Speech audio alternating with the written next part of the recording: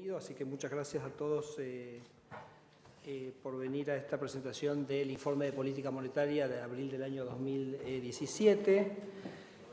Antes de arrancar, quiero comentarles, sobre todo a los periodistas, que hace un par de semanas o prácticamente un mes lanzamos una nueva mecanismo de comunicación que es un blog en el cual los analistas del Banco Central suben notas un poquito más específicas, un poquito más técnicas, son notas que van un poquito más en profundidad, algunos temas puntuales. Lo van a encontrar en la página central del Banco Central, se llama Ideas de Peso, y ahí tiene una serie de informes, por dar algunos. Creo que hace un par de días subimos un informe sobre cómo estaba correlacionando el peso con las monedas latinoamericanas, creo que es un tema bastante interesante. Hace un par de semanas se subió un informe sobre los ingresos que se requerían para acceder a distintos montos de créditos hipotecarios en UVA, que de hecho varios medios lo tomaron, así que simplemente para que tengan una idea que eso está, y me parece que es una información útil. Bueno, la presentación de hoy va a versar sobre un par de temas centrales. Vamos a volver a revisar toda la temática de los beneficios de bajar la inflación. Obviamente es un debate que está instalado en Argentina. No pensábamos realmente que íbamos a tener que dar este debate, o sea, pensábamos que en Argentina los beneficios de bajar la inflación iban a estar muy bien entendidos y no iban a estar cuestionados, pero la verdad que sentimos que en muchos ámbitos muchas veces se discute más los costos de bajar la inflación que los beneficios de bajar la inflación. Entonces, la verdad que más allá que esto nosotros lo hemos ido tratando en los otros informes de política monetaria, nos parece importante volver a analizarlo en profundidad hoy. Después, por supuesto, vamos a tener el tema de inflación donde estamos. Obviamente, aquí vamos a detenernos un poquito a discutir la marcha de la política monetaria en los últimos meses. Por supuesto, vamos a revisar la decisión que se tomó la semana pasada, así que ese va a ser el segundo y el tercer tema, que es el cómo de inflación y análisis de la política monetaria. Una breve referencia de actividad económica. Simplemente voy a actualizar un poco dónde están los modelos de predicción del Banco Central, después las preguntas para nuestra gerenta de análisis macroeconómico, Fernanda Martigena.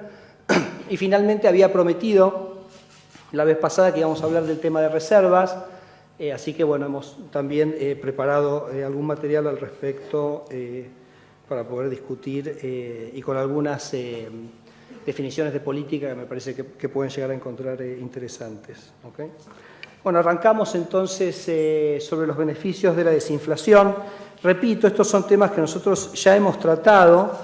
Nosotros vemos que hay básicamente tres temas centrales por los cuales es importante desinflar o reducir la inflación en una economía.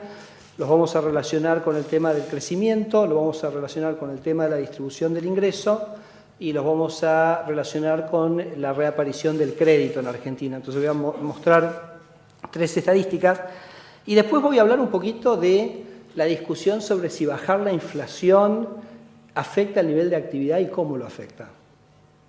Que también, repito, es una discusión que ha estado muy presente en la discusión mediática, y la verdad que hemos hecho algún ejercicio que hemos mirado todas las experiencias de desinflación de todos los países del mundo desde el año 70, y vamos a ver qué es lo que dice esa evidencia respecto a cuál es el impacto a nivel de actividad de una baja de la tasa de inflación. Pero eso en unos minutos. Esto lo habíamos mostrado en el IPOM de octubre.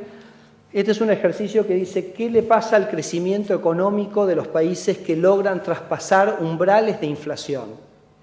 Entonces, si ustedes miran el gráfico de la derecha, son países que durante mucho tiempo tuvieron una inflación superior al 20% y logran traspasar el umbral del 20% y se empiezan a ubicar en una inflación menor al 20%. ¿Qué pasa con la crecimiento en los 10 años anteriores, o sea, los 10 años previos a poder traspasar ese umbral y los 10 años posteriores? Y lo que se ve es que prácticamente hay un aumento muy significativo en la tasa de crecimiento, en este caso, en este conjunto de países que vivieron estas experiencias, de 2,31 a 3,89.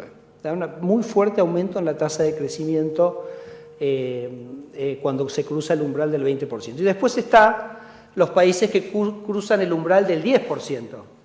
es decir, que tienen una inflación encima del 10%, logran cruzar de manera sostenida el umbral del 10%, que esperemos que Argentina esté acercándose sobre fin de año más o menos a este escenario, y ahí también vemos que hay un segundo salto en la tasa de crecimiento. Es decir, países que han logrado bajar la inflación de manera sistémica han logrado aumentar su tasa de crecimiento de manera también sistémica. Entonces, este es un primer punto que queríamos resaltar. El segundo punto es el punto de distribución del ingreso. Ustedes saben que la inflación es primordialmente un impuesto que pagan todos aquellos que tienen saldos nominales, es decir, aquel que tiene cualquier instrumento que está denominado en pesos, empezando por los salarios, y uno puede hacer estimaciones sobre cómo impacta sobre la riqueza y el ingreso de cada decil de ingresos un aumento de la tasa de inflación. Y aquí tenemos un estudio que es de la Fundación Mediterránea, que tenía que ver con el año 2014. El año 2014 fue un año con una tasa de inflación de aproximadamente el 40%, con lo cual tuvo, aunque no fue tan alta la inflación del año pasado, alguna similitud con el año pasado, y ellos habían estimado este impacto de la tasa de inflación de ese año sobre los ingresos de cada uno de los deciles. Es decir, el 10% más pobre de la población había tenido una merma en su ingreso de aproximadamente el 21%, el segundo decil de un 13%, y fíjense, a medida que uno iba entrando a niveles de ingresos más altos, el efecto de la inflación cae. ¿Por qué? Porque típicamente la gente de altos ingresos tiene activos, ya sea reales, que están protegidos de la inflación, o tienen otros mecanismos para defenderse de la inflación que no se tienen en los niveles más bajos de ingresos. Entonces, la baja de la tasa de inflación tiene un sentido profundamente de equidad distributiva en una sociedad. Y esto ya no estamos hablando largo plazo, corto plazo, porque ustedes me podrán decir que el primer gráfico decía, bueno, ¿cómo va a ser la tasa de crecimiento en los próximos 10 años? Esto no es largo plazo, esto es inmediato. Una baja de la tasa de inflación es básicamente sacarle un impuesto que es equivalente al 20% del ingreso a los más desprotegidos de nuestra sociedad. Y también por eso es una de las motivaciones, yo les diría, centrales, por las cuales el Banco Central y cualquier banco central en cualquier lugar del mundo pone a la lucha contra la inflación como su objetivo central. Bueno, el tercer punto es la emergencia del crédito, o básicamente la posibilidad de que el sistema financiero se desarrolle. Ya lo sabemos, muy difícil en contextos de alta inflación. Acá les quería mostrar esto, que es los créditos hipotecarios en la Argentina. Es una serie larga, viene desde el año marzo del 2006. Fíjense que prácticamente hemos tenido todo este periodo donde los créditos hipotecarios en nuestra sociedad iban cayendo en términos reales mes tras mes. Hay un pequeño aumento ahí en el medio, lo recuerdo muy bien porque yo era presidente del Banco Ciudad en ese momento y me tocó prácticamente ser el gestor de ese aumento, y que fue un momento donde la única manera de tener dólares previamente al cepo era con un crédito hipotecario. Entonces se produjo un boom realmente muy grande, que por suerte tuvimos muchos clientes a quienes pudimos servir en ese momento. Pero fíjense que sacando ese episodio, básicamente Argentina fue un país donde el crédito hipotecario no solo no crecía, sino que caía mes a mes, y fíjense cómo con la baja de inflación que hemos logrado a partir del segundo semestre del año pasado, ya se ve inmediatamente un cambio de tendencia que por supuesto nosotros sentimos que va a seguir profundizándose. Entonces creo que yo esto se lo pido encarecidamente a los colegas y amigos periodistas que están en la sala. Cuando ellos interpelen a alguien sobre la política antiinflacionaria, sería muy bueno preguntarle a aquel que enfatiza sobre los costos de la inflación cómo ve o qué referencia hace o cómo conceptualiza los beneficios del proceso de desinflación. Pero me gustaría ir puntualmente a quizás uno de los debates más candentes en Argentina, que cuál es el costo en términos de actividad de generar una propuesta de baja de inflación como la que se ha propuesto el Banco Central para este año. Entonces, ahora les voy a mostrar 3 casos muy concretos de países muy cercanos a nosotros, pero primero voy a arrancar con un ejercicio, si se quiere, más empírico, más académico, aunque muy sencillo. Y le pedí al equipo de investigaciones del Banco Central que mire todas las experiencias de desinflación en las cuales los países en un año pasaron de una inflación de más del 30% a una inflación de menos del 20%. Nosotros acá quizás un poco más ambiciosos, porque vamos de una inflación nacional que fue aproximadamente 35 o 36% a menos del 17%. Pero dije, hagan este ejercicio, de más de 30 a menos de 20, ¿cuántos casos hay entre todos los países del mundo en los últimos 40 años? Y entonces aparecen 84 casos. Son 64 países, son 84 episodios, algunos países pasaron por estas desinflaciones más de una vez. Hay 84 episodios en los cuales los países lograron generar esa baja muy pronunciada de la inflación en un año. Entonces la pregunta es, bueno, ¿cómo les fue a esos países? A esos 84 países que les digo son de todos los continentes, de todos los niveles de ingresos, ¿cómo les fue? Lo interesante es que de los 84 episodios, en 76 de ellos el PBI creció. Es decir, que hubo solo 6 episodios en los cuales esa baja muy pronunciada de la inflación se vio acompañada con una recesión. En 76 de 84 se vio acompañada de crecimiento. De hecho, déjenme decirles que para los 84 países hay un aumento en la tasa de crecimiento que es en promedio del 2%. Claro, ¿por qué ocurre? Entonces, la idea de decir, pongámoslo de otra manera, si uno está discutiendo, por ejemplo, en una economía desarrollada, pensemos en Yellen o pensemos en Draghi, y uno dice, bueno, tengo que bajar la inflación de Estados Unidos del 3 al 2%, del 4 al 3%, puede ser un escenario. Pero cuando uno plantea en una sociedad bajar la inflación de más del 30% a un número que es tanto menor, el cambio es radical en el funcionamiento de la economía. Uno recupera el crédito, uno recupera la previsibilidad, uno recupera los incentivos a la inversión. Y eso es lo que están reflejando estos números. Esto no es teoría, estos simplemente son números de lo que efectivamente ha pasado en otros países. Estos efectos son tan benéficos que se traducen en que las economías que producen una desaceleración en general lo hacen acompañados de crecimiento económico y no pierden en términos de crecimiento económico. Como decía en principio, la tasa promedio de crecimiento de estos países sube un 2%. Así que este estudio lo vamos a, no sé si está, Corso está acá, ¿está? No, allá está, allá, levantá bien la mano. Bueno, Eduardo Corso, le pueden pedir la base de datos, la pueden estudiar, él se las da, igual lo vamos a subir a un post del blog para que estos números se puedan conocer mejor. Pero les quería mostrar 3 casos, en cierto sentido, que son cercanos. Perú y Chile geográficamente, Israel también es muy cercano porque es una economía con muchas de las características que tiene la economía argentina. Fíjense, por ejemplo, Perú hay un año que baja su tasa de inflación de 89 al 15% en un año, crece 12% ese año. Chile baja en un año del 27 al 18, crece 8% ese año. Israel baja del 20 al 17, 18, 9, fíjense, crece 6, 4 y 7 en los 3 años. Entonces digo, me parece que cuanto menos debemos desafiar la hipótesis de que la desinflación tiene costos en términos de actividad. Debemos desafiarla, porque no tiene correlato en estos niveles cuando uno mira lo que ha ocurrido en otros países. Y repito, esto no es teoría, esto no es una especulación, esto es básicamente mirar la experiencia de todos los países del mundo durante 40 años, y esto es lo que ha ocurrido, más allá que después uno lo pueda racionalizar, pero esas racionalizaciones y esos beneficios aparecen ausentes en la discusión.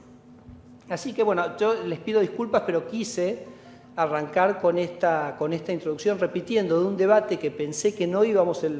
Hace unas semanas compartí con Julio Velarde un panel y le hicieron esta pregunta sobre justamente cómo es, ¿no?, esta idea de bajar rápidamente la inflación. Y dijo, en Perú realmente no fue una discusión, porque eran tan evidentes y tan obvios los beneficios de bajar la inflación que nadie se cuestionaba la necesidad de bajar la inflación y bajarla lo más rápido posible.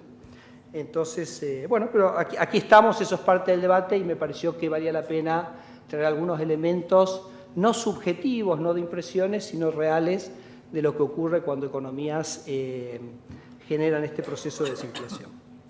Bueno, muy bien. Vamos un poquito a repasar entonces dónde estamos en términos de inflación. Ahora voy a mostrar en un minuto el próximo gráfico, va a tener una visión un poquito más larga. Pero arranco con esto que es la inflación. Esta es la variación promedio mensual en el último trimestre del 2016 y el primer trimestre del 2017. Claro, ahora ya empezamos, ¿no?, a ver un poco trimestre a trimestre cómo está evolucionando la tasa de inflación. Nosotros habíamos dicho, ustedes se acuerdan, por allá por febrero, que Argentina iba a enfrentar 3 meses, un poco creo que dije más delicados. No traté de hacer ninguna cosa escandalosa, porque realmente pensamos que después el proceso converge, de hecho en ese momento, lo cual no compromete la meta del año, pero simplemente tener conciencia que porque había un aumento de precios regulados, febrero, marzo y abril iban a dar números un poquito más altos, quizás sí un poquito más puedo decir, digamos que quizás no lo esperábamos tanto, fíjense, estacionales, que tiene un aumento mucho más pronunciado que en el cuarto trimestre. Es decir, que el proceso de inflación terminó teniendo un poquito más de difusión del que nosotros pensábamos que íbamos a tener en aquel momento. Y el dato para nosotros clave, que yo les diría es absolutamente central en la definición que nosotros tomamos de política la semana pasada, y es que la núcleo, miren la núcleo, las dos barras de la núcleo están exactamente igual. 1,7 y 1,7. Entonces, cuando uno piensa que hay un proceso de desinflación y está embarcado en un proceso de inflación, ese núcleo tiene que ir bajando a lo largo del tiempo. Y eso nosotros no lo vimos y ahora voy a mostrar un segundo gráfico, que en realidad ese núcleo está bastante estable hace bastantes meses. Y entonces eso fue lo que nos convenció que necesitábamos endurecer la política monetaria para justamente que ese núcleo empezara a bajar, porque, como ustedes saben, el objetivo es que Argentina vaya a niveles de inflación mucho más bajos, 12,17 este año, 8,12 el año que viene y 5 en el 2019. Entonces, el 1,7 no alcanza. Entonces, si ese 1,7 luce de alguna manera más persistente, no alcanza. Entonces, esto fue, yo les diría, el centro del análisis. Fíjense acá tenemos la inflación mensual, en este caso desde mayo. Estos son todos los datos del IPC-GBA, cómo se han ido dando. Acá la verdad que este gráfico permite ver de una manera muy más clara ahora la muy fuerte desinflación que Argentina vivió en el segundo semestre, que quizás cuando estábamos en ese semestre no nos alcanzamos a dar cuenta. Ustedes se acuerdan, 1,4 promedio de inflación en el segundo semestre, fíjense, 0,2, 1,1, 2,4, 1,6 y 1,2 como inflaciones,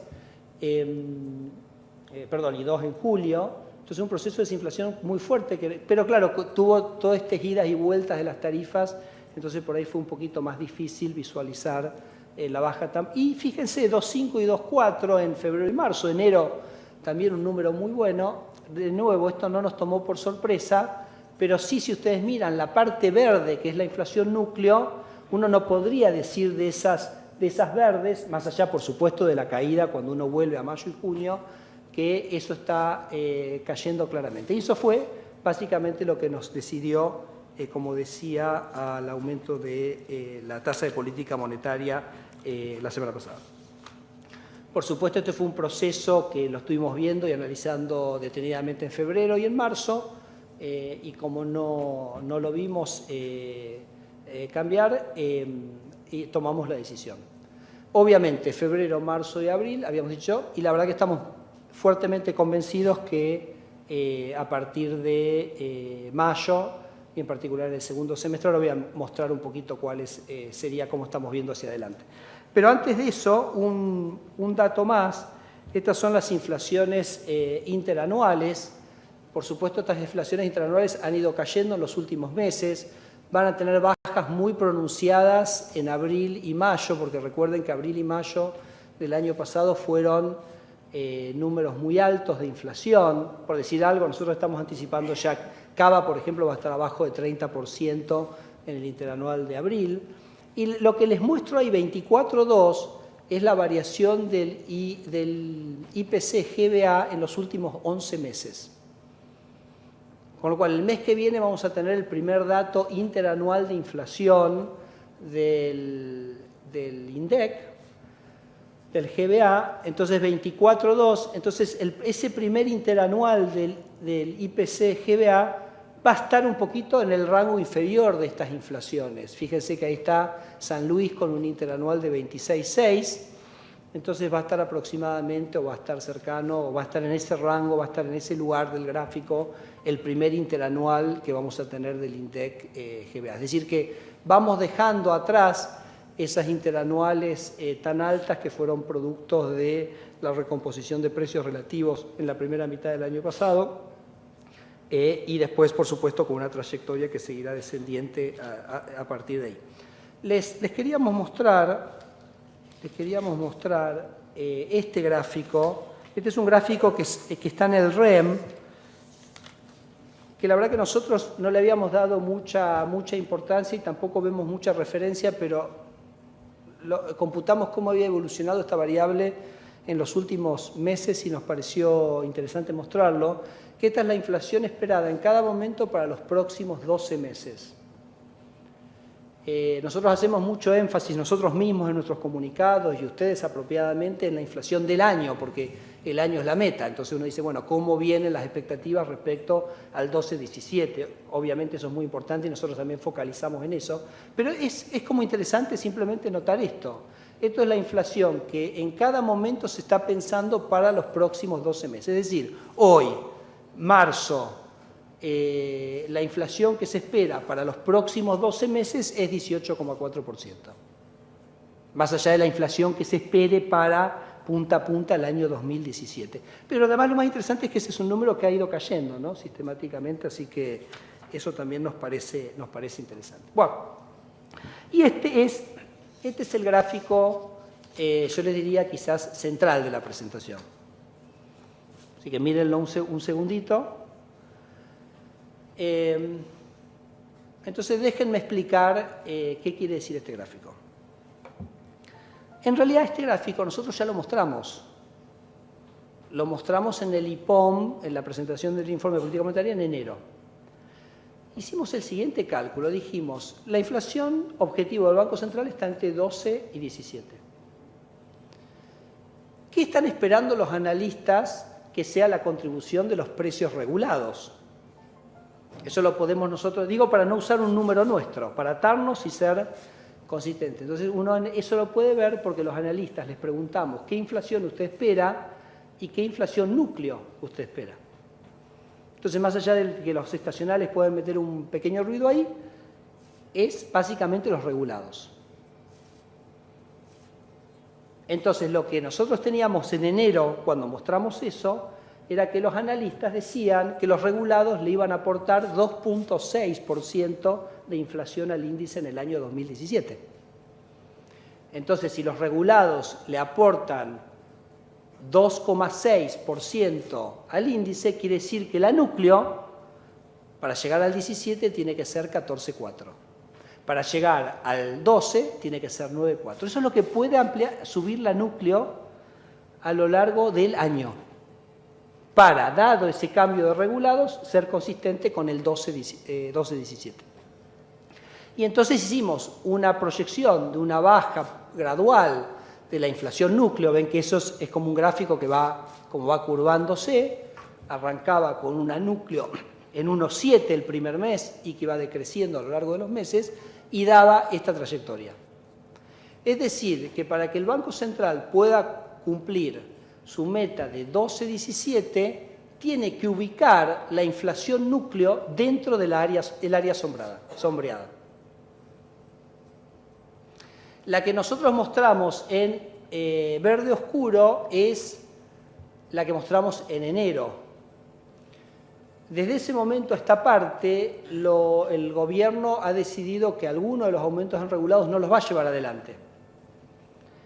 O se han demorado, pero en principio uno entonces hoy, con menor impacto de regulados, tiene como un poquito más de margen la núcleo, si uno quisiera ponerlo de esa manera. Con lo cual, esa es la sombreada más clarita. Es decir, sería básicamente la misma proyección de enero, pero en cierto sentido con un adicional para la núcleo que corresponde al hecho de que los regulados en principio serían menores que lo que habíamos anticipado cuando se hizo la presentación de enero.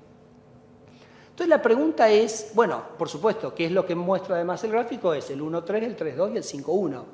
Ese es el acumulado de la núcleo a marzo. Entonces, yo sé que ustedes después me van a preguntar, bueno, ¿se cumple el 12-17 o no? Entonces, como también me van a preguntar, el aumento de la tasa de interés, ¿qué impacto tiene en la actividad? Ya lo contesté, les voy a decir lo mismo, miren, de 84 países todos crecieron, los que quisieron bajar la inflación y se pusieron como meta bajar la inflación. Entonces ya la contesté. Pregúntenla igual, no hay problema, la contesto igual, pero ya les digo lo que voy a contestar. Y acá lo mismo, ustedes me van a preguntar, ¿la meta del 12-17 es factible? Bueno, que la meta del 12-17 sea factible quiere decir que la línea esa hay que meterla ahí adentro. Bueno, ustedes háganse su cuadro de situación. Si piensan que eso ya es una causa perdida o que eso es factible. Ahora, por supuesto, cuando uno dice 12-17, no es que uno dice 12-17 y después se sienta a esperar a ver qué pasa, sino que quiere decir que uno tiene que tomar las acciones que son concordantes para que sea 12-17. Claro, ¿qué les decía yo? Vimos que la núcleo no nos bajaba lo que tenía que bajar. Entonces, claro, uno tiene una trayectoria que, claro, si esa trayectoria sigue, no estamos en el área asombrada. Por eso tomamos una decisión. Pero fíjense todo el margen que tenemos todavía. Yo lo digo porque el año pasado no... A ver, el año pasado se acuerdan que nosotros dijimos 1,5 en el último trimestre. Entonces, bueno, se tomaron acciones concordantes, se logró el 1,5. Entonces yo simplemente lo quiero plantear en este contexto. Y me parece que este gráfico sirve para visualizar dónde estamos parados con respecto a esto. Entonces, si me preguntan después si la meta del 12-17 es cumplible, voy a decir que sí, que la meta del 12-17 es cumplible, que nos requiere que la inflación núcleo entre en este área asombrada, que tenemos mucho margen, que hay que tomar las acciones que son concordantes para que eso ocurra y que lo vemos totalmente factible. ¿Okay? Un elemento que me parece que quizás es interesante remarcar o para complementar es mayoristas. Por supuesto, nuestro objetivo es el índice de precios minoristas, pero es interesante ver qué está pasando con mayoristas, porque mayoristas ya está mostrando variaciones interanuales, ustedes lo ven ahí, 17,4 el IPIB y 17,7 el IPP. Esto es dato, esto es a la Argentina de hoy. O sea, hoy los precios del IPIB, o sea, los mayoristas, están 17,4% más altos que los de hace un año.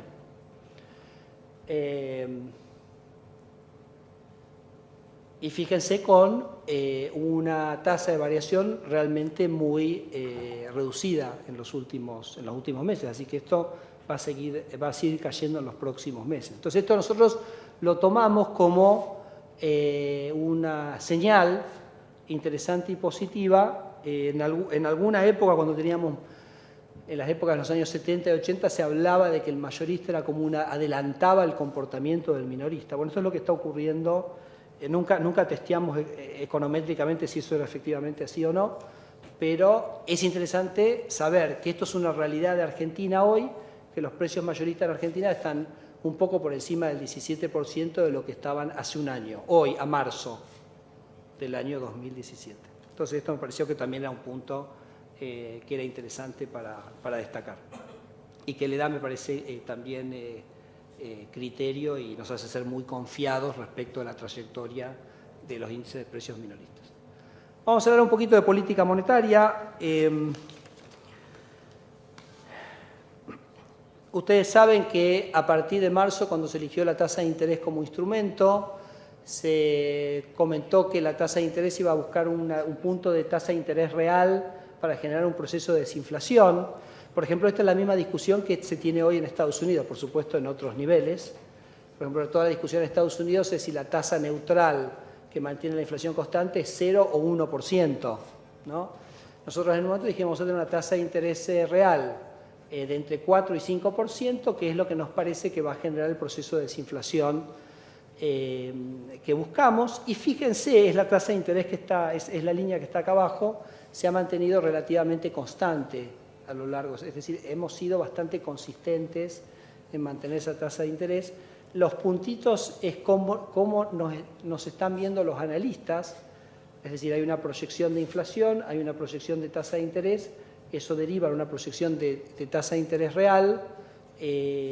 Los analistas por algún motivo nos están viendo como que la política monetaria se endurece a medida que avanza el año. No es necesariamente nuestra idea, pero sí mantener la consistencia de, digamos, que entiendo se ha tenido en este tiempo. Bueno, como ustedes saben, el elemento central nuestro de manejo de liquidez en el sistema es los corredores de pase, en particular el pase a 7 días es donde el Banco Central inyecta liquidez. La verdad que nosotros hemos mostrado esto, que es lo que ha ocurrido con las tasas de pases desde el principio de año. Quizás sería interesante en algún momento verlas desde el principio del año pasado, porque estas eran tasas que tenían un nivel de volatilidad prácticamente que se saldrían totalmente de las escalas de estos gráficos.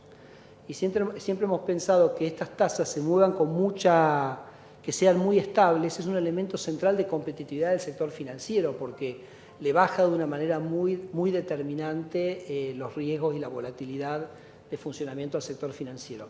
Lo que sí es cierto, y esto de alguna manera lo fuimos anticipando en los discursos y las presentaciones que hemos hecho en estos meses, fíjense que las tasas se fueron hacia el piso del corredor. Entonces, lo que ocurrió fue que a mediados de febrero las tasas ya estaban decididamente pegadas al piso del corredor, habíamos tenido algunos shocks de liquidez, divisas que le habíamos comprado al Tesoro, transferencias dentro del plan de los 150.000 para este año, había básicamente bajado fuertemente esas tasas de interés y fue que coincidentemente con el no ver que la inflación núcleo caía, nos convenció que teníamos que tratar de levantar estas tasas a un lugar más cercano al centro del corredor. Y eso en este sistema se hace con operaciones de mercado abierto, que es básicamente uno absorbe liquidez usando los instrumentos que tiene, que pueden ser los múltiples instrumentos. Uno puede vender un título público o puede vender una LEBAC, como la LEBAC tiene mucha liquidez y justamente el cambio que hicimos este año es que haya pocas LEBACs con vencimientos mensuales para que sea un instrumento muy líquido. Entonces ese es el instrumento claramente preferido para hacer esas operaciones de mercado abierto. Si ustedes revisan nuestra conferencia de prensa cuando presentamos el informe de política monetaria, explicamos que este era el mecanismo. Es cierto, debo decir, que en los 2 primeros meses del año no intervinimos y eso lo hicimos ex profeso porque queríamos que el mecanismo de pases se agilizara, se empezara a usar, se hiciera más cotidiano, entonces decidimos trabajar eminentemente por el lado de los pases, pero después, como yo dije en aquel momento, el Banco Central elige dónde quiere tener los pasivos, si quiere tener todos los pasivos en 7 días o quiere tenerlos en 30 días. Nosotros a eso internamente lo llamamos desagotar el corredor de pases. Si en algún momento el volumen de pases llega a ser muy grande, uno por ahí lo quiere extender a lo largo de la curva y entonces básicamente vendiendo LEBACs uno va desagotando, va bajando el nivel de pases porque los inversores se van transfiriendo a medida que uno le aumenta el retorno a instrumentos más largos. Entonces eso fue todas cosas que ocurrieron durante estos primeros 2 meses, dejamos crecer a los pases y después en febrero, cuando nos empezamos a preocupar que las tasas habían bajado demasiado, empezamos un proceso ya de operaciones de mercado abierto que básicamente llevaron la tasa de corto a 24 o 25, que fue además la tasa a la cual cortamos la licitación hoy. Es decir, hoy cortamos la licitación a la misma tasa de los instrumentos más cortos que estaban, digamos, como se dice, tradeando estos días en el mercado. Esto quizás es, bueno, justamente lo que les quería mostrar, que es, o lo que estaba comentando, que es Como durante estos 2 primeros meses decidimos no hacer operaciones de mercado abierto, sí empezamos a hacer a partir de mediados de febrero con el ánimo de básicamente llevar esas tasas de 7 a 1 día más cerca del corredor. El momento inicial, cuando no, fíjense que habíamos dejado desacoplar la tasa del EVAC de la tasa de pases y fíjense después a través de las intervenciones cómo eso vuelve. Y la verdad que terminamos marzo con una situación, digamos, de posicionamiento monetario muy parecido al que teníamos en diciembre. Así que eso es un poquito cómo se fue evolucionando a lo largo de este año. Así que después, bueno, preguntas que haya al respecto, con gusto las vamos a poder contestar. Actividad económica, bueno, estos son datos que ustedes los conocen absolutamente todos.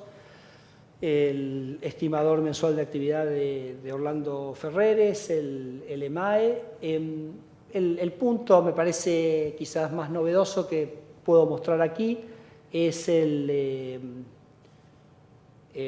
Nowcast, es decir, Fernanda, corregime, ¿no? El 07. Sí. El 07 es la estimación del Nowcast, lo hemos hablado en presentaciones anteriores, es básicamente nuestra estimación anticipada del producto.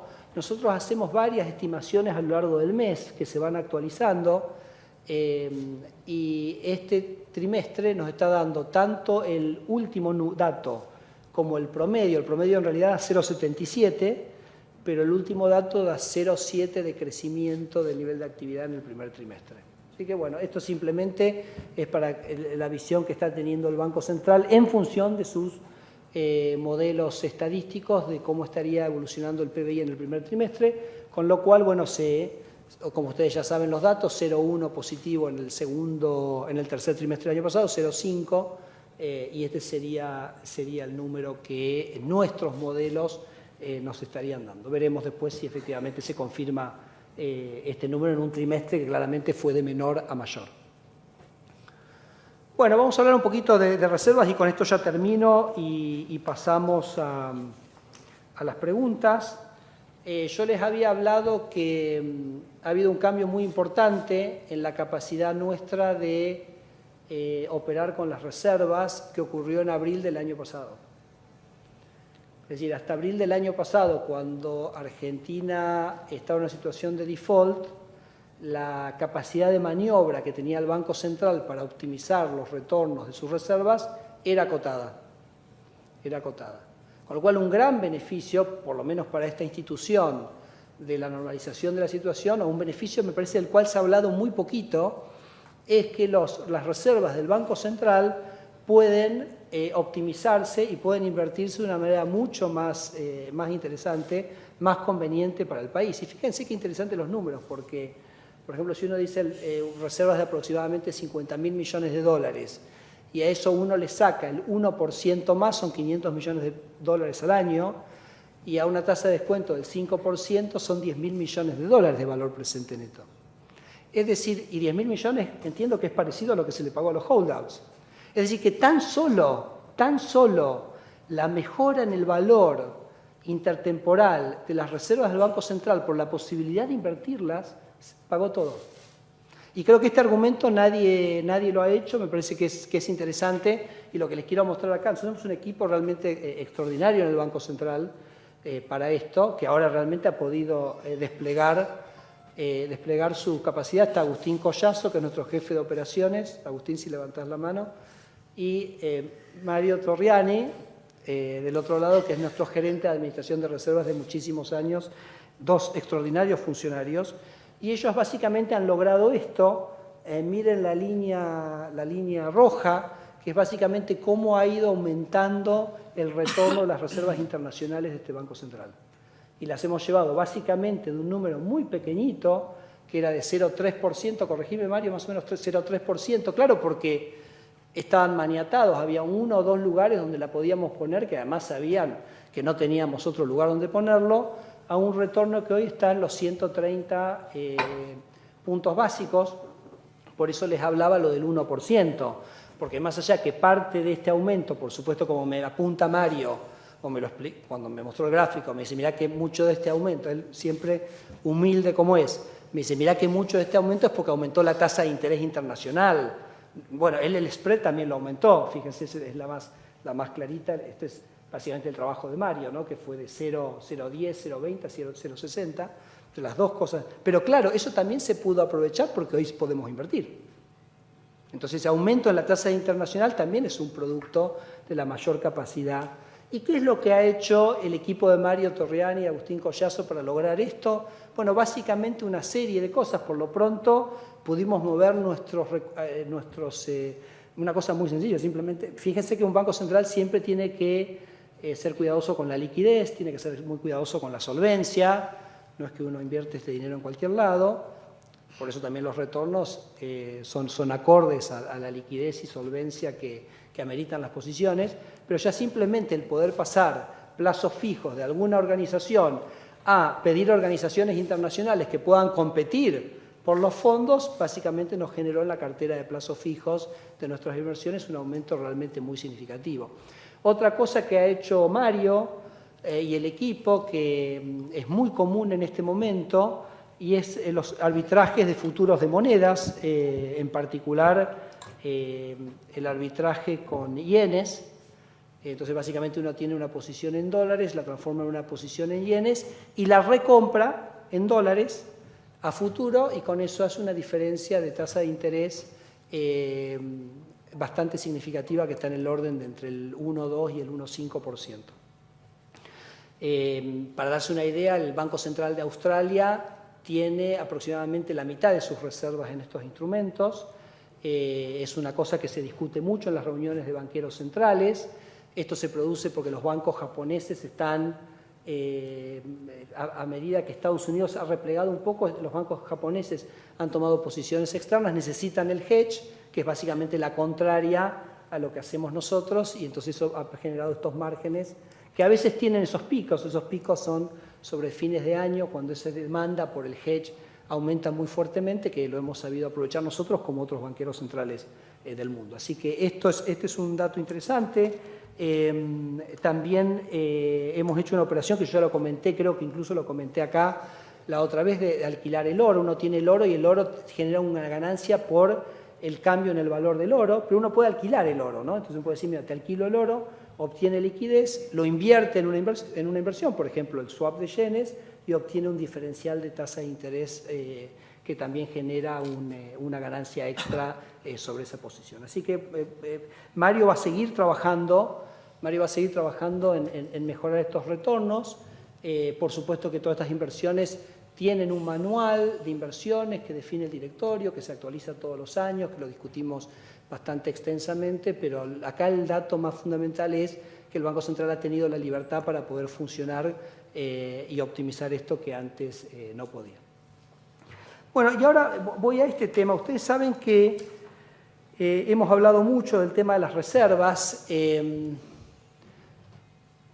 Fíjense qué notable, ¿no? Porque las reservas ayer cayeron más de 4.000 millones de dólares. Yo simplemente les pido que por un momento imaginemos esa noticia hace un año. Porque eso es un poco también como vamos tomando conciencia de alguna manera de la normalidad, que un día las reservas pueden moverse ese valor, y que la verdad que hoy creo que ameritó apenas si un pie de página en los diarios. Me parece que eso nos parece que es buenísimo.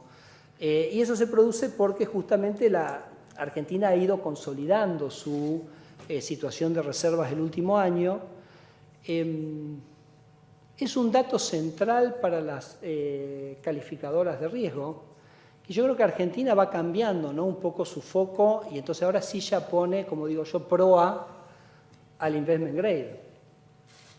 O sea, ya salimos de un momento en el cual ya tenemos un nivel de seguridad respecto a este funcionamiento que es mucho más que el que teníamos hace un año, y ahora nos ponemos un objetivo que es mucho más ambicioso, que es, bueno, ¿cómo podemos manejar nuestras reservas, o qué nivel de reservas tenemos que tener que sea acorde al de las economías investment grade de la región y del mundo? Entonces, fíjense este gráfico, que básicamente es un gráfico de economías latinoamericanas. todos los países tienen reservas como porcentaje del PBI que están por encima del 15%. Con lo cual, lo que vamos a empezar a hacer nosotros a partir de este momento es, sin una fecha particular, sin ponernos un cronograma, pero vamos a buscar ese 15%. Vamos a buscar ese 15% de reservas PBI. Les cuento, miren esto, que esto es un poquito lo que han sido las compras de reservas en el último año, tanto en el sector privado como en el sector público. Por supuesto que ha tenido su volatilidad, en algún momento ha sido más sector privado, en algún momento ha sido más sector público. Esto es aproximadamente unos 1.500, 1.450 millones de dólares promedio por mes. Es lo que hemos comprado, yo les diría desde abril hasta esta parte, porque de nuevo el juego empezó a cambiar a partir de abril. Es decir, de abril a esta parte el Banco Central estuvo comprando en promedio 1.450 millones y elevamos de esa manera las reservas como porcentaje del PBI de 3,5 cuando llegamos al 7,4 hoy. Es decir, que aumentamos desde abril a esta parte, en el último año, aumentamos las reservas un 4% del PBI. Y entonces nos acercamos, como veíamos acá, más o menos a este número cercano al 10%. 4% del PBI es las reservas. Entonces, si uno busca el 5%, quiere decir que este es un proceso que va a continuar en los próximos meses, quizás incluso un poquito más acelerado, y me parece que eso como que es bastante interesante como definición. Y es parte de decir, bueno, Argentina ahora empieza a tratar de buscar un marco macroeconómico que es acorde a los países grados de inversión que uno tiene en el resto del mundo. Y repito, el hecho más allá que acá hemos hablado muchas veces de las reservas, el hecho que ayer las reservas hayan caído 4.000 millones y no haya sido noticia es un tributo a la mayor estabilidad financiera que nos dan esas reservas. Así que hemos tomado esto como un benchmark como para lo que vamos a estar haciendo en el próximo año o próximos par de años. Ahora bien, ustedes saben que cuando el Banco Central compra reservas, eso lo obliga al Banco Central a esterilizar después la emisión que produce. Es decir, que cuando un Banco Central acumula reservas, se produce lo que se llama el crecimiento en la hoja de balance. Crecen los pasivos y crecen los activos. Crecen los pasivos, crecen los activos. Y les quería mostrar acá, y esto es uno de los apartados que está en el IPOM, con lo cual estos datos los van a poder encontrar todos en el IPOM, es básicamente qué ha ocurrido, acá tengo México, Perú, Brasil y Sudáfrica, 4 ejemplos de países que también cuando empezaron a aproximarse y a transitar este camino hacia el grado de inversión y hacia un esquema macroeconómico mucho más sustentables, transitaron exactamente el mismo camino. Es decir, un aumento en sus niveles de reservas que por supuesto fue todo esterilizado, porque al mismo tiempo había una política monetaria que apuntaba a la baja de inflación. Fíjense, por ejemplo, México subió sus reservas de 6 al 16%, Brasil las subió del 5 al 15%, es decir, las triplicó. Perú las llevó del 15-16% aproximadamente el 30%, las duplicó, y Sudáfrica las de más o menos entre el 4 y el 8% a 15% del PBI. Es decir, todos los países que básicamente hicieron estos procesos vivieron estos crecimientos en las hojas de balance. Entonces vamos a hacer un minuto qué implica este crecimiento en la hoja de balance y cómo lo vamos a analizar porque es importante. Bueno, no lo pusimos acá, pero los chilenos esto también lo hicieron en 2 oportunidades, en el 2008 y en el 2011. Los chilenos, por ejemplo, cuando lo hicieron un plan, dijeron vamos a comprar por día tantos dólares de reserva. Nosotros no lo estamos haciendo con ese nivel de precisión, pero básicamente, eventualmente el objetivo es consolidar eso. Entonces, déjenme mostrar este gráfico, que es, bueno, entonces, ¿qué es lo que estamos diciendo? Estamos diciendo que vamos a subir el activo y vamos a subir el pasivo. Es decir, vamos a subir el activo reservas, vamos a subir el pasivo principal del Banco Central, que son las LEVACs. Entonces viene toda la pregunta, bueno, ¿qué pasa con las LEVACs y si las LEVACs suben? Toda esa discusión. Y me pareció que para discutir esto, lo más ilustrativo era ver el año 2016. El año 2016 es un año muy interesante, porque ustedes se acuerdan que las LEVACs durante bastante tiempo tuvieron una tasa de interés muy alta, del 38%. Y tuvimos por periodos durante el año momentos en los cuales se decía la tasa de LEVAC es muy alta porque es 38%, entonces es como muy obvio que hay que invertir en pesos. Después vino una devaluación muy importante con el Brexit, después por varios meses no se escuchó más nada del tema. O sea, podemos hablar del tema del carry también en las preguntas, como para ver cómo realmente hay que entenderlo a ese fenómeno. Pero a mí me parece que el ejercicio interesante para hacer es el siguiente, para analizar la hoja de balance del central. Y por eso les muestro la de Sudáfrica, la de México, la de Perú, porque es exactamente el mismo proceso, que es que cuando uno tiene el pasivo que son las LEVACs, tiene que preguntarse qué hay en el activo. ¿Hay algo en el activo? Porque si no hay nada en el activo, tú no tienes solo el pasivo, pero si hay algo en el activo, entonces esas LEVACs están compensadas con ese activo. Entonces fíjense este ejercicio. Las LEVACs y pases, digo para tener todo el combo de los pasivos del Banco Central, a fines del año 2015 eran 371.000 millones de pesos. Y eso era 6,3% del PIB. Si se quiere, fue así como arrancamos la gestión. La gestión la arrancamos con LEVAC y pases en 6,3% del PIB.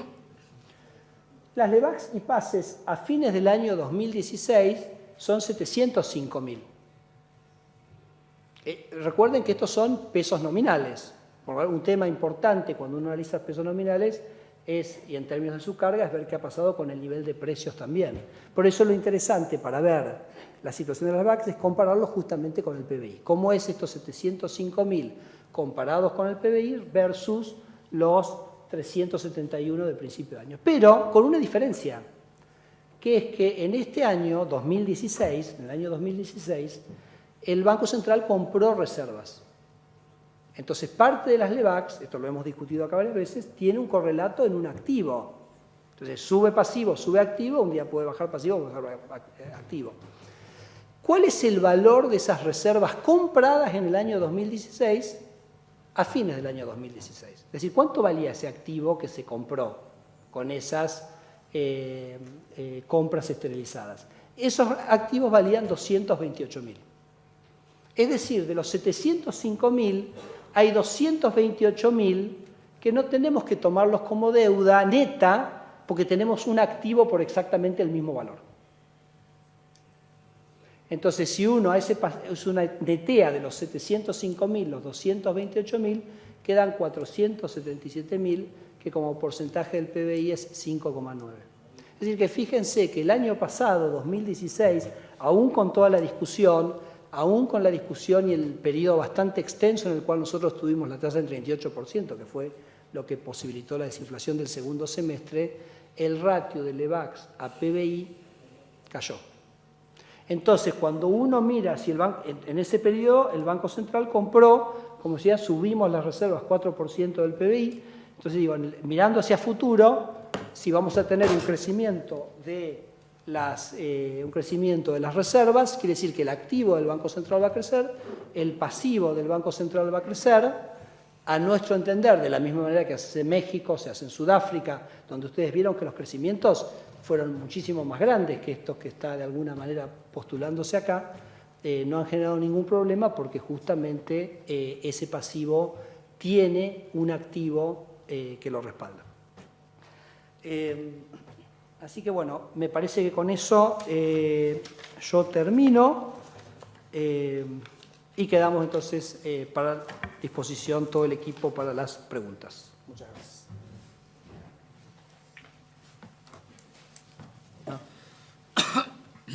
Sí, les pido por favor si podemos hacer una pregunta por periodista, porque somos muchos, para que puedan preguntar todos, si podemos hacer solamente una pregunta por periodista.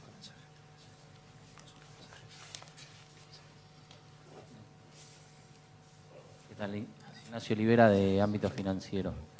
Hay una parte de los economistas que está advirtiendo que la inflación de hoy es más una inflación de costos que una inflación de demanda, y por eso critican la decisión del Banco Central de haber subido la tasa de interés.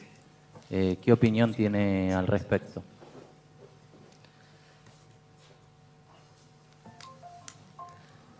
La verdad que no entiendo. No entiendo la afirmación. No, están diciendo que en un momento que suben las tarifas, en realidad las empresas tienen que trasladar esos costos a los precios, y que en realidad en un momento donde la actividad está frenada, no hay un aumento de precios que esté convalidado por esa mayor demanda. Bueno, a ver, que la actividad está frenada lo podemos discutir, ¿no? 0,1, 0,5 y nosotros estamos anticipando un crecimiento en el primer trimestre. Obviamente hay aumento de precios regulados y aumento del resto del precio de los bienes. Yo mostré cuál es la trayectoria. Dado los regulados, hay una trayectoria que es factible para la núcleo, que tiene que lograr el Banco Central obtenerse. Entonces, no, me parece que la discusión esa de costo, demanda, es muy difícil de entender realmente para nosotros, pero quizás puedo decir algo que es, en general los costos están mucho más asociados al índice de precios mayoristas. Y sin embargo mostré que el índice de precios mayoristas en el último año ha crecido solo 17%, muy por debajo del índice de precios minoristas. Así que quizás sería una respuesta simplemente para desmistificar, a mi entender, esa manera de plantear el problema. ¿Qué tal? Buenas tardes, Gustavo Bazán, Diario Clarín. Quería preguntarle, también en este debate se está diciendo que al Banco Central lo dejaron solo en la pelea para bajar el nivel de inflación. Y bueno, quería preguntarle si usted piensa que el Poder Ejecutivo está trabajando para alcanzar las metas de déficit fiscal con el mismo tesón que el Banco Central está trabajando para alcanzar las metas de inflación. Mira, Gustavo, te agradezco muchísimo la pregunta, porque es otra pregunta que no entendemos. Digamos, no entendemos, no tu pregunta, entendemos lo que se dice, porque es totalmente cierto que eso lo hemos leído mucho. Y yo le diría, o lo que contestaría es, en el año 2015, el Banco Central financió al Tesoro en aproximadamente 5 puntos del PIB. Y en el año 2016, el Banco Central financió al Tesoro en 2,5 del PIB. Y en el año 2017 va a financiar al Tesoro en 1,5 puntos del PIB. Es decir, que solo cuando el Tesoro ha dejado de pedirle al Banco Central 3,5 puntos del PIB, eso no es solo.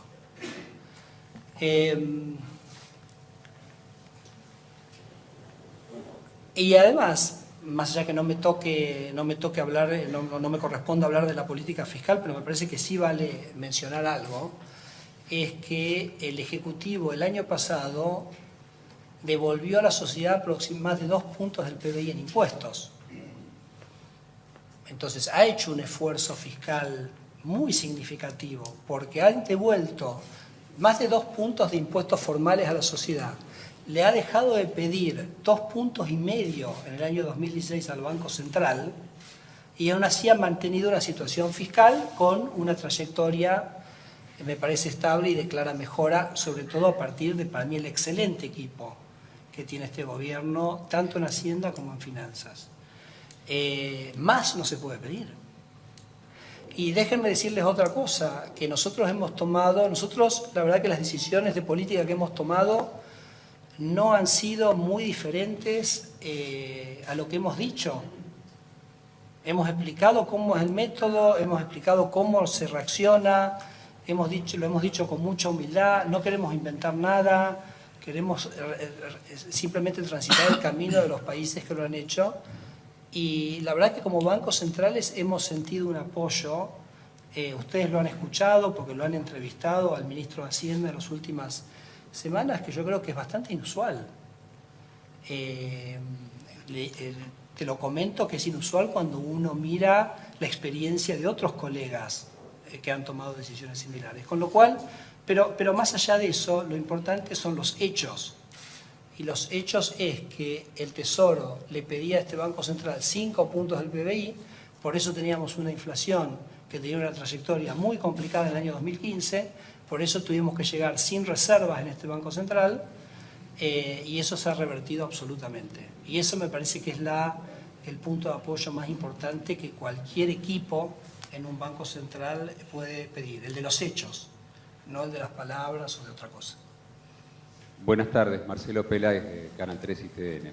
¿Podría explicar cómo hace para crecer el sistema productivo argentino cuando hoy el Banco Central ofrece a los inversores rendimientos financieros que están por encima de la tasa de inflación proyectada? Por ejemplo, al día de hoy, entre la inflación proyectada de acá a un año y las tasas de referencia, hay 8 puntos porcentuales de diferencia. ¿Entre la, perdón?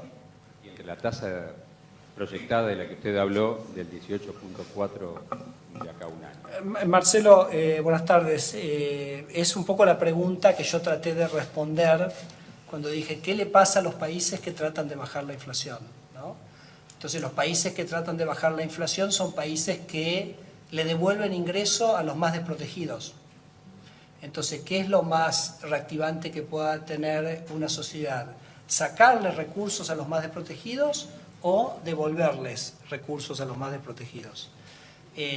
Claramente pensamos que lo segundo. Pero como yo decía, la baja de inflación de estos niveles genera niveles de certidumbre muchísimo más importantes para la inversión y para el consumo, que son los que se reflejan en los números que mostré. De 84 países que bajaron la inflación significativamente, 76 crecieron. Y no solo crecieron, sino que aumentaron su tasa de crecimiento en promedio el 2%. Entonces, es la estabilidad, es la mejor distribución del ingreso, es la reaparición del crédito, toda la discusión que lo han ido cubriendo ustedes de los créditos hipotecarios. ¿Por qué se produce de repente, digamos, ese entusiasmo y esa posibilidad? Porque tenemos una economía que empieza a ver que la baja de inflación es persistente, que es posible, que se va a dar. Y ese nivel de incertidumbre me parece que es lo que permite avisorar justamente el crecimiento. Y déjame decirte otra cosa, Marcelo, que es la siguiente. Fíjate el año pasado. El año pasado tuvimos un primer trimestre con alta inflación, donde los salarios reales cayeron y tuviste una caída del nivel de actividad, y en el segundo semestre tuvimos una baja en la inflación y la economía se recuperó. Entonces la recuperación, por eso nosotros tenemos esa frase que es: no hay nada más reactivante en Argentina que bajar la inflación. Un pequeño comentario respecto a tu segundo, a la última parte, que es muy técnico, pero me parece importante aclararlo. Cuidado, pero ojo, nos pasa entre los economistas esto, o sea que no... Compensar que esa tasa del 24 o del 26 con... Uno escucha, ¿no? Esa tasa del 24, por ejemplo, respecto a lo que uno piensa que el tipo de cambio se va a mover, luce muy atractiva. Y yo le digo, esa tasa no existe. ¿Por qué no existe? Porque si efectivamente el tipo de cambio se queda sin moverse mucho, es porque la inflación cayó mucho, y si la inflación cayó mucho, la tasa no va a quedar en 26. La tasa es una tasa de 7 días, a lo sumo una tasa de 30 días. De la misma manera que no existió el 38. El año pasado, cuando nosotros pusimos la tasa de Levaca 38, alguien decía, bueno, a ver, 38, ¿qué va a pasar en el año con el tipo de cambio? ¿Se moverá 38 o no se moverá 38? Y nosotros decíamos, el 38 no existe. Porque si efectivamente la inflación cae, la tasa va a caer. Y de hecho la tasa cayó. Terminamos el año con una tasa mucho más cercana al 24 que el 38. Entonces, esto me parece que es bastante relevante, porque uno a veces lee la comparación de la tasa con la expectativa de inflación o la expectativa de tipo de cambio a 12 meses, pero que si una es una, no puede ser la otra. Es decir, si la inflación es baja, la tasa no va a quedar en 26, como no quedó el año pasado en 38. Y si la inflación, no creemos, no baja, entonces no va a ser una tasa de interés real alta. Entonces hay que tener un poquito de... pero Te comento, esto hasta los economistas a veces nos mareamos un poquito. Tanto es así que nosotros pensamos que quizás nosotros somos un poco culpables de esto por haber planteado siempre la tasa en anual. Si uno planteara la tasa en mensual, por ahí sería más fácil de entender. Uno dice, bueno, la tasa en este momento del 24%, por decir algo, equivalente cercano al 2%, entonces 2%. Por ejemplo, para la discusión propia del carry, que quizás alguien la tenga o estuviera por preguntar. Si uno dice 26% y pienso que el tipo de cambio no se va a mover 26%, luce como algo que dice, bueno, por ahí me interesa este trade. Ahora yo digo, no, pero en realidad es 2%, porque la inversión es el 2%. El 2% quiere decir que uno va a salir ganando, si el tipo de cambio, por ejemplo, hoy a la mañana estaba en 15.20, 2% es 15.50 el tipo de cambio. Entonces la verdadera decisión es, invierto en un instrumento de pesos que me paga 2% en un mes y apuesto a que el tipo de cambio no se va a mover 2% en ese mes. Esa es la decisión real que hay que tomar. Entonces ustedes podrán hacer una introspección y decir, bueno, 15.20, pienso que el tipo de cambio va a estar por debajo de 15.50 dentro de un mes, o pienso que va a estar por encima de 15.50. Y yo creo que nosotros hemos ido, al insistir tanto en la anual, creo que hemos de alguna manera no ayudado a que esto se entienda, me parece mejor, pero bueno, es una culpa nuestra. No sé quién sigue. ¿Cómo le va? Ricardo Blotini. La pregunta a la cual usted hacía referencia del Canal 9 Soy del noticiero, que le íbamos a hacer, bueno, se la voy a hacer yo.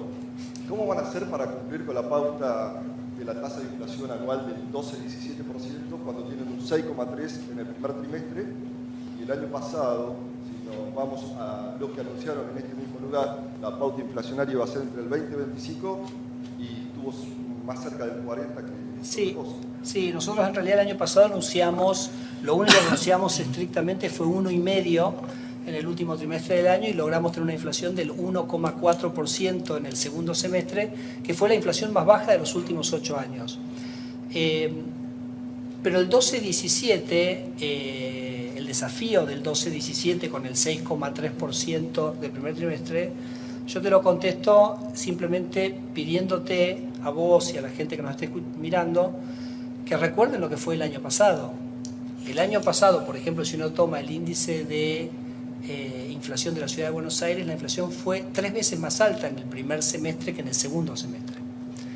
Y nosotros habíamos dicho que febrero, marzo y abril iban a ser más delicados porque estaba todo este conjunto de reacomodamientos de precios que el gobierno lo hace. El gobierno lo hace para que vuelva a haber energía, que vuelva a haber electricidad, que no haya cortes, para resolver el tema del déficit fiscal, y van a estar concentrados en estos meses. Entonces no hay que extrapolar lo que ocurre en estos meses, sí quizás recordar cómo el año pasado se vio un proceso de desinflación muy fuerte, que nosotros estamos seguros se va a repetir este año, y esperamos, como ya lo dijimos la vez pasada, terminar el año con una inflación por debajo del 1%, que a su vez, lo voy diciendo, ya también nos deja bien posicionados para la meta del año que viene, que es entre 8 y 12%.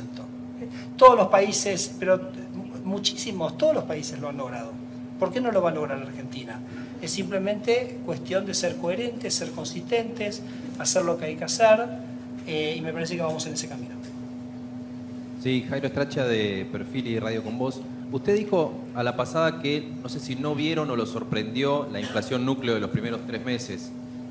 La pregunta es si hay alguna falla en el diagnóstico, autocrítica o explicación al respecto, porque estuvo desde noviembre la tasa mantenida alta, y por qué ahora, aplicando un poco más de la misma receta, la inflación núcleo sí va a descender.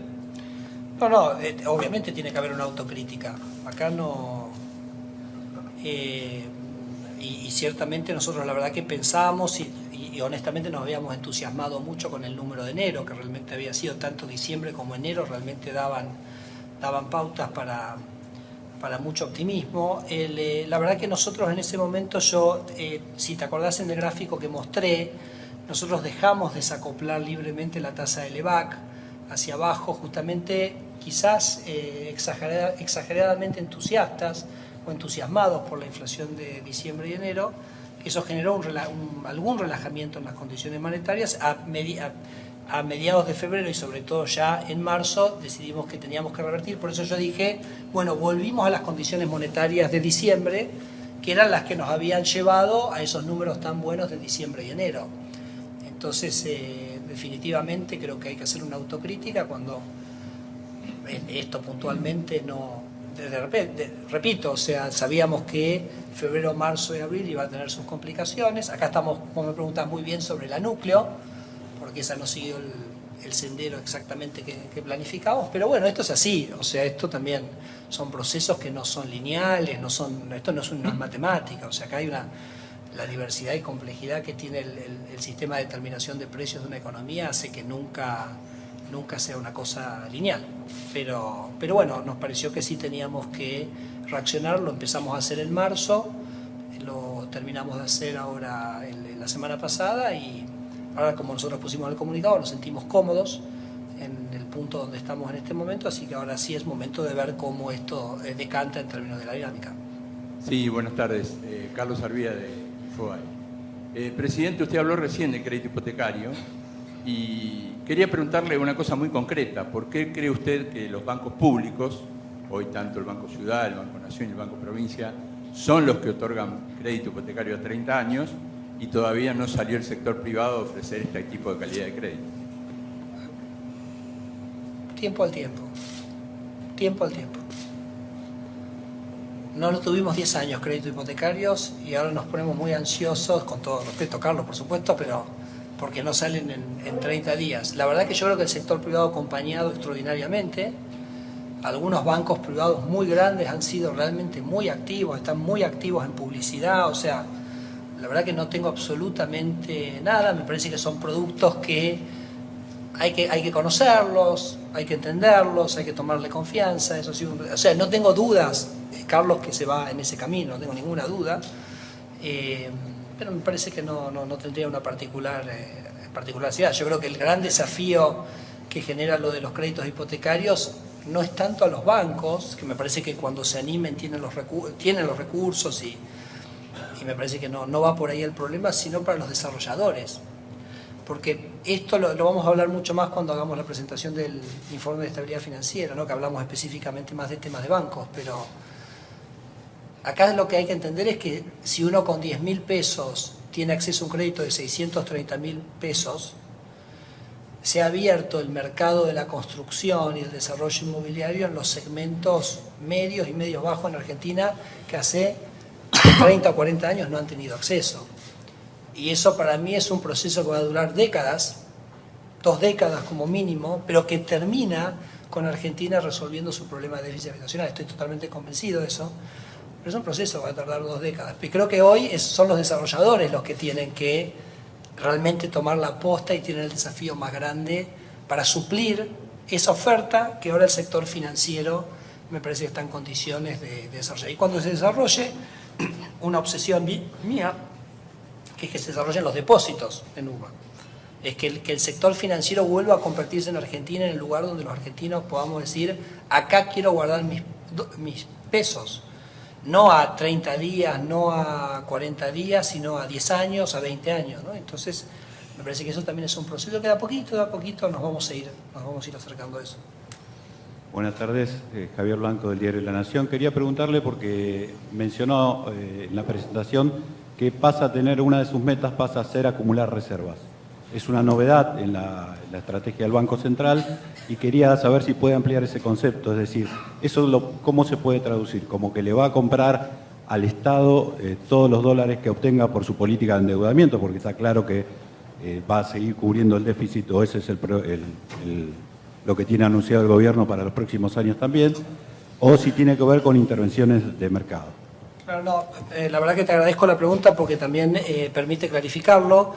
Claro, hay un objetivo, ¿no? Es un objetivo que en realidad pasa a ser un poquito más agresivo que el que tuvimos el último año. Yo decía, subimos las reservas 4 puntos del PBI el último año. Nos parece que nos ponemos como un objetivo sin un cronograma concreto, pero sí real, y lo vamos a ir monitoreando y se los vamos a seguir informando de ir a ese 15 puntos del PIB de reservas. Me parece que pasa a ser un objetivo, me parece que válido para este momento, ¿no? Básicamente de transitar, digamos, el camino de la normalización. Creo que esto Argentina hace tiempo que no lo hace Y la verdad que cuando uno tiene ese objetivo, ese es el objetivo.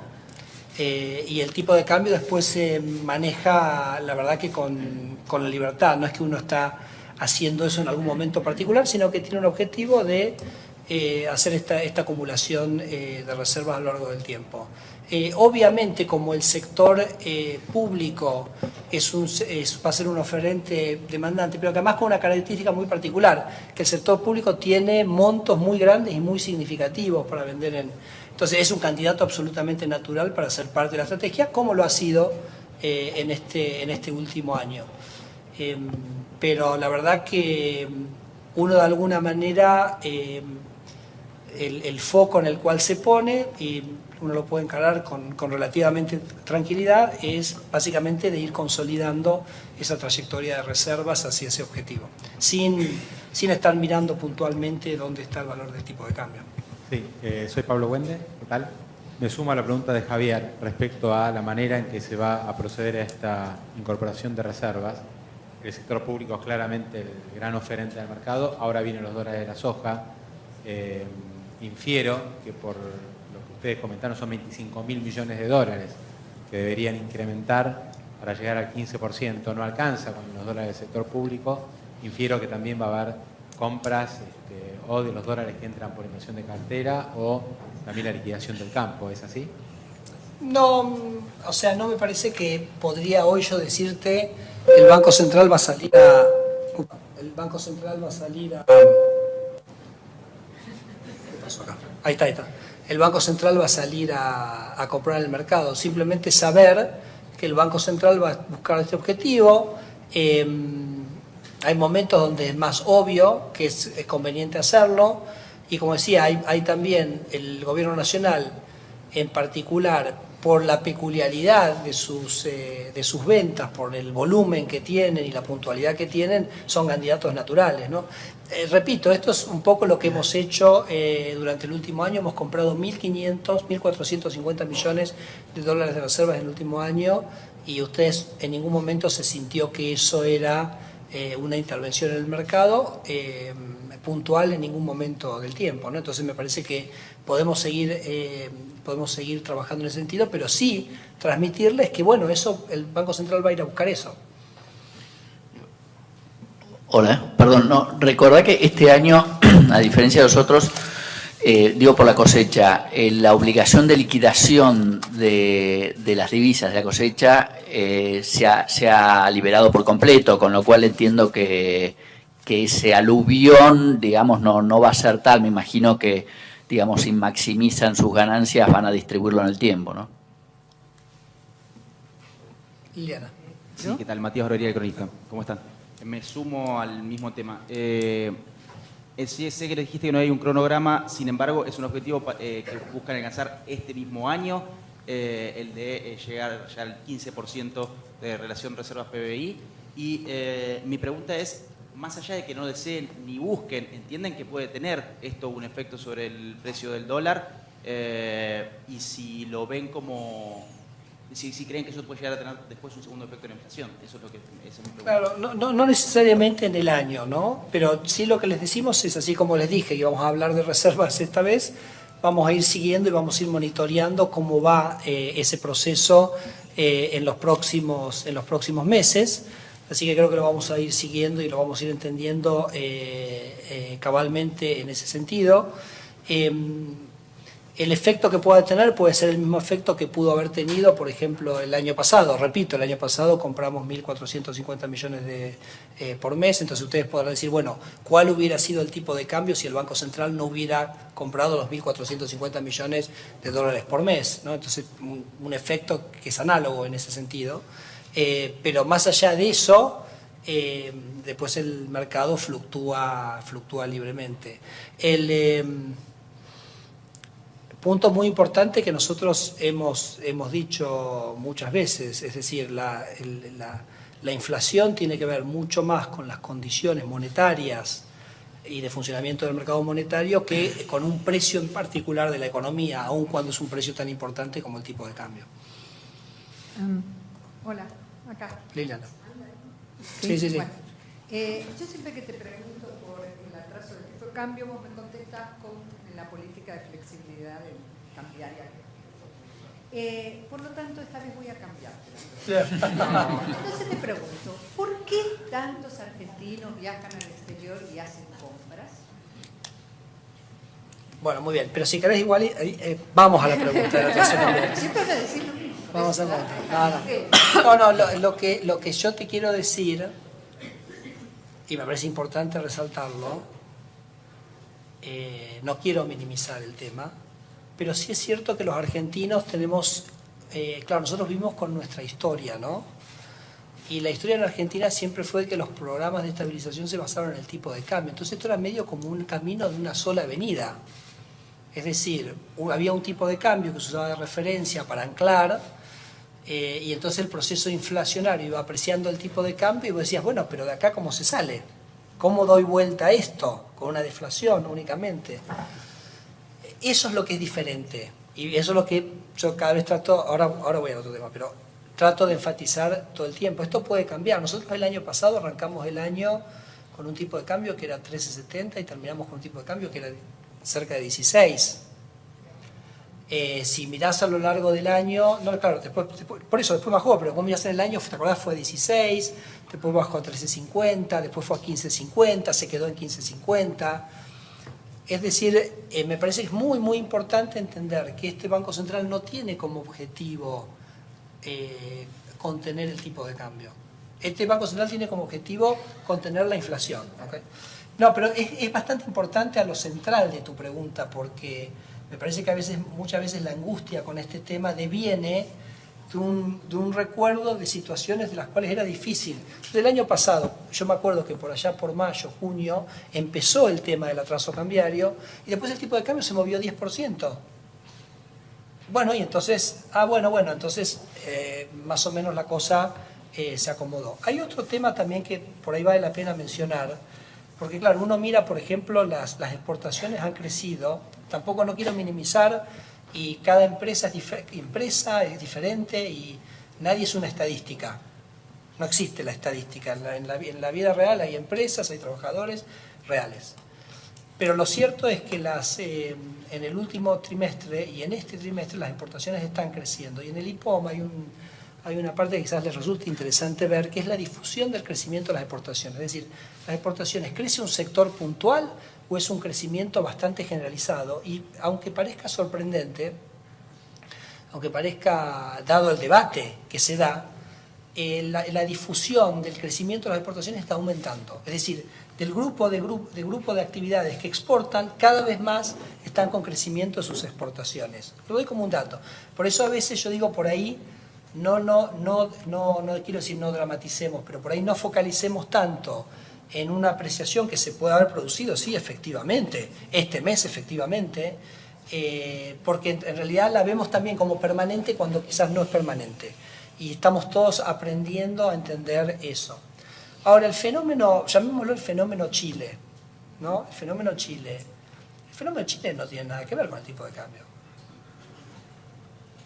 No puede tener nunca, porque si en Chile la ropa cuesta un cuarto, o sea, ¿cómo el tipo de cambio va a resolver ese tema? Hagan la cuenta. O sea, si queremos que la ropa acá sea más barata que en Chile y sale un cuarto, ¿cuánto tendría? No tiene ninguna lógica. Eso es otra cosa. Eso es que hay una política comercial que busca proteger a algunos sectores, sobre lo cual no emito opinión, no es mi tema. Pero digamos, esa es la realidad. Entonces eso se elegirá por algún motivo y el resultado de eso es ese. Entonces uno lo que tiene es Ahora, ¿por qué esto no ocurría antes? Y porque el cepo cambiario lo tapaba. Entonces hoy en un contexto de libertad, digamos, la gente va a buscar ese producto. Ahora, ese producto es política comercial, también es política impositiva. Nos dicen muchos productores argentinos que el made in Argentina es más barato afuera que acá. O sea, un productor argentino produce un producto y en el mundo, cuando uno lo va a buscar en la góndola de otro país del mundo, sale más barato. Pero no, porque Argentina tiene un sector público que es 40% del PBI, hay que financiarlo. Y ese se financia con los impuestos. O sea, en Estados Unidos, si el sales tax es 8% y acá es 21%, no va a costar lo mismo un producto made in Argentina acá y en Estados Unidos. Va a ser más barato en Estados Unidos. Entonces, digo, es un conjunto de cosas, pero si hay algo que no, ese es el tipo de cambio. Para este ejemplo puntualmente de esto, de los viajes. No, pero te lo ilustro, ¿no? Porque me parece que lo he visto muchísimo en los medios y se asocia al tema del tipo de cambio. Ahora, el tipo de... Bueno, listo. ¿Está? Buenas. Sí. Hola. Federico de Página. ¿Cómo va? No te veo. Acá. Ah, sí. No, una pregunta rápida. Vos recién comentabas que las reservas subieron 4 puntos del PIB desde que asumieron. La economía argentina tomó 15% del Producto Bruto Interno en ese mismo periodo. Entonces, consultarte dónde fueron a parar el resto de los recursos.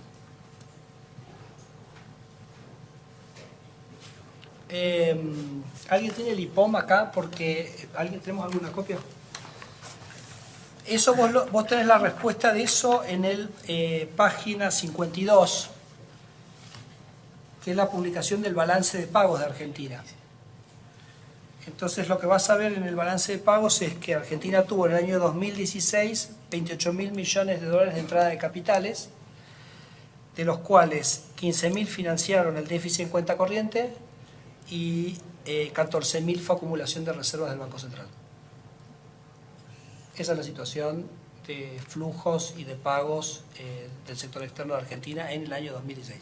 28.000 millones de entradas de capitales, la mitad las tomó el Banco Central y están en el Banco Central, y la otra mitad financió el déficit en cuenta corriente. Sí. Acá Marcela Pagano, del diario Clarín. Si no fue un pie de página, quiero decirle, en Clarín fue un poquito más. ¿Qué pasó? Lo del pago, digo. No entendí nada. No, le quería preguntar, hoy sale una nota en el diario La Nación, interesante, de un colega, en donde opina el viceministro Galeani, de Hacienda, sobre lo que sería el alcance de la meta presupuestada de crecimiento. Y reconoce que quizás no se lograría el 3,5%, sino un 2,9%. Usted justamente hablaba de cómo se llevó a cabo en distintos países la política antiinflacionaria ligada al crecimiento. Quería preguntarle su visión sobre la posibilidad de alcanzar la meta del 3,5% o cuál es el número que están evaluando. Nosotros, Marcela, no hacemos proyecciones en términos de actividad. Lo que hacemos puntualmente es lo del Naucas, que mostré efectivamente dónde estamos parados. También tenemos vos has estado acá, el índice líder de actividad que mostramos básicamente en enero, que había mostrado una salida del ciclo recesivo con un punto de giro en mayo y básicamente está dando hoy la misma señal, o sea que no tenemos cambio por ese lado. El 0,7 es lo que nos está dando el último Naucas para el primer trimestre. Y bueno, esos más o menos los elementos técnicos que nosotros tenemos para comentarte sobre este tema puntualmente. Pensamos que la economía argentina, bajando su tasa de inflación, va a tener un contexto muchísimo más propicio para consolidar esa tasa de crecimiento que se buscó en el presupuesto, ¿no? Sí, por eso les comento, les dejé acá atrás para que vean. Mientras me preguntan, lean eso y por ahí. Acá. Pero tiene que ver con tu pregunta. Sí, últimas 2 preguntas. Hola. Sí. Buenas tardes. ¿Esta es la última pregunta? Ok. Buenas tardes, Enzo Moreira de Telam. ¿Es posible sintetizar una respuesta a los sectores que criticaron las medidas, por ejemplo, el masismo, que dijo que lo implementado la semana pasada iba a convertir la Argentina en un país carísimo para producir? Y por otro lado, si es posible hacer una pequeña línea a las personas que mantienen la esperanza, pero que en sus casas están en duda todavía de ver o no ven de manera tangible los avances que está teniendo la economía.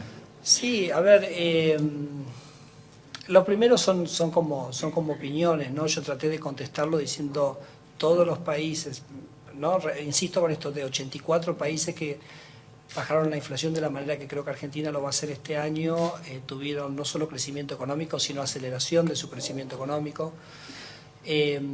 Argentina, básicamente desde mediados del año pasado, está creando empleo. Parece que este es un cambio absolutamente central. El crédito real en Argentina, el crédito en términos reales está creciendo también desde agosto, y los salarios reales también están creciendo en Argentina. Fíjense que es muy interesante, ¿no? Porque nosotros vamos a tener este dato, ¿no? Nosotros vamos a tener un primer dato interanual de inflación de abril, era 24 los últimos meses, ponerle el número que vos quieras en abril para llegar a tu número de interanual en abril. Y, ¿no? 24, pónganle 1, 1,5, 2, el número que quieran. Ese va a ser el número interanual. Y pensá cómo compara eso con las negociaciones salariales que se han ido dando, sobre todo aquellas que se dieron en Argentina a partir de abril del año pasado. Y vas a encontrar que esas negociaciones salariales que se dieron en abril del año pasado tuvieron guarismos mucho más altos. Es decir, que tuviste un aumento del salario real que justamente la baja de la inflación fue lo que lo permitió. Entonces yo creo que hay mucha gente que esto lo está viendo, porque esto es parte de su realidad concreta de todos los días, ¿no? Y estoy seguro que ellos lo están viendo. Y por eso nosotros dijimos que íbamos a tener meses delicados, que eran febrero, marzo y abril, pero así como dijimos meses delicados, febrero, marzo y abril, nosotros le decimos, la inflación en Argentina va a bajar, y en la segunda mitad de este año vamos a tener inflaciones que Argentina hace muchísimos años no ve, por lo bajas. Estamos absolutamente convencidos de eso, y creo que eso quizás es el mensaje más importante que hoy queremos transmitir, ¿no? Sí. Buenas tardes, presidente. Roberto Pico, de la Agencia de Noticias DIN. Hoy inclusive el Fondo Monetario Internacional corrigió la proyección de Argentina de inflación, la puso en el 25,6%. Bueno, los economistas que se puede considerar más afines a la idea del gobierno han sido todos muy duros y muy críticos, y en las últimas semanas hasta inclusive se critica la consistencia del plan económico, se incluye las metas del Banco Central, se dice que el plan económico no va a ningún lado, muchísimas cosas muy duras. Prácticamente son ustedes y es el gobierno solo defendiendo su política. La pregunta es, ¿cómo ustedes se plantan políticamente ante un contexto donde no tienen un solo defensor fuera del gobierno?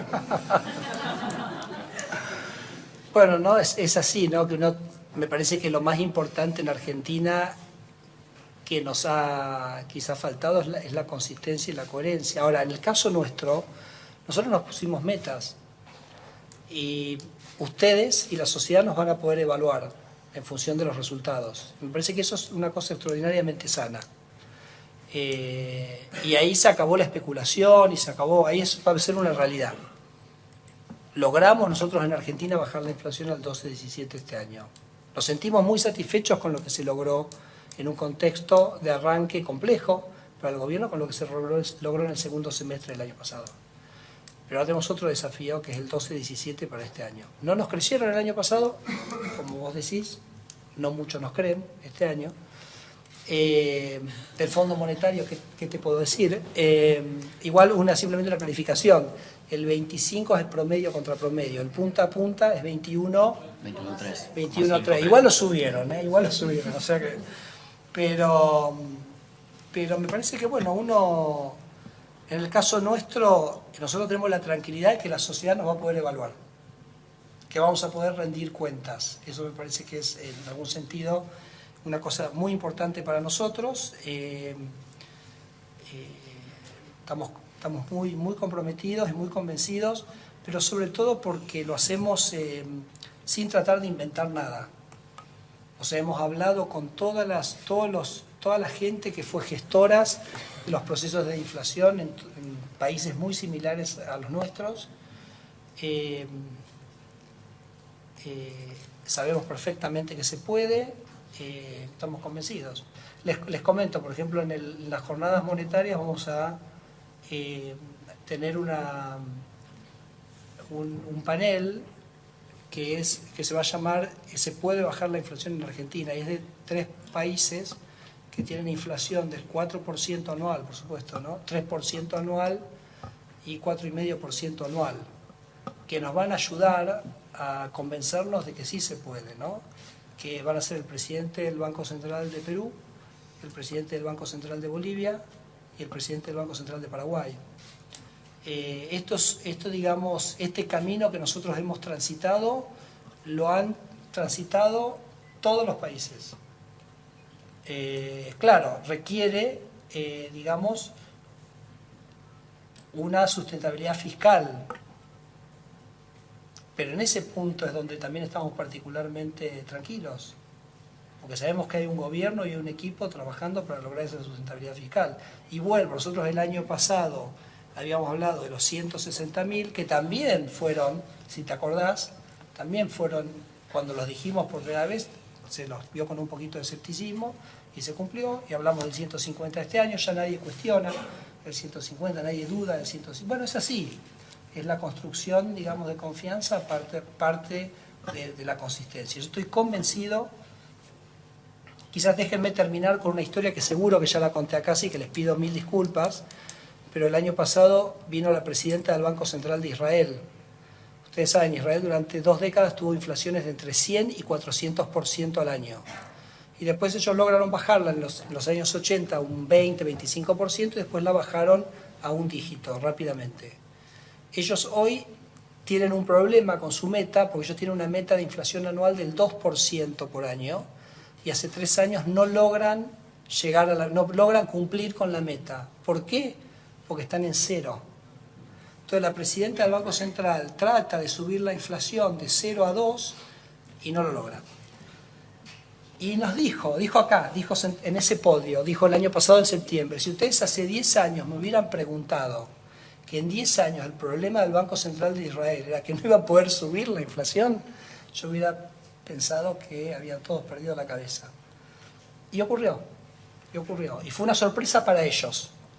Y fue un proceso donde el Banco Central también de Israel le costó ganar su credibilidad y su compromiso. Y bueno, y se fue dando lo mismo que yo le contestaba a Carlos hace un rato, a Carlos Arbía.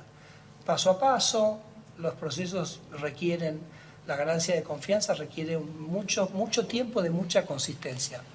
Y bueno, ese es el proceso en el cual nosotros estamos y realmente ojalá podamos demostrarle a la sociedad que es el camino correcto, porque realmente en algún sentido nuestro sueño es que la Argentina logre una situación donde la gente, mejor dicho, donde no haya nadie acá, donde para nadie sea interesante venir a escuchar el informe de política monetaria. El día que vengamos acá y esta sala esté vacía, porque la gente ya no esté pensando en el tema de la inflación y de la macroeconomía, ese va a ser el día donde habremos cumplido con nuestro trabajo. Bueno, listo, terminamos, ¿no? Bueno, gracias,